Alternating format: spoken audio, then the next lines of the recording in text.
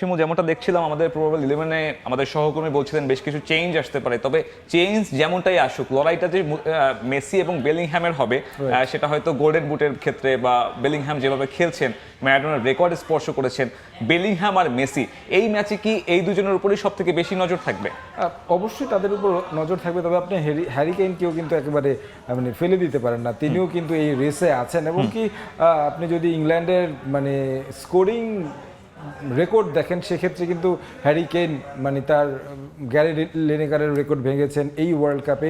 সেক্ষেত্রে আমার কাছে মনে হয় যে হ্যারি কেইনকেও রাখতে হবে, তবে বেলিংহাম যেই ছন্দে আছেন তাতে মনে হয় যে এই ম্যাচের পার্থক্য গড়ে দিতে পারেন তিনি। এবং তিনি তার কোচের সঙ্গেও কিন্তু দ্বিমত করেছেন। কোচ বলেছিল যে লাস্ট ম্যাচটা ইংল্যান্ড যেভাবে খেলেছে এভাবে খেললে আসলে আর্জেন্টিনাকে মানে ঠেকানো যাবে না। বেলিংহাম বলেছেন যে তিনি আসলে হয়তো জানেন না কতটা কষ্ট করে আসলে টিপিক্যাল ইংলিশ ড্রেসিং রুম সম্ভবত।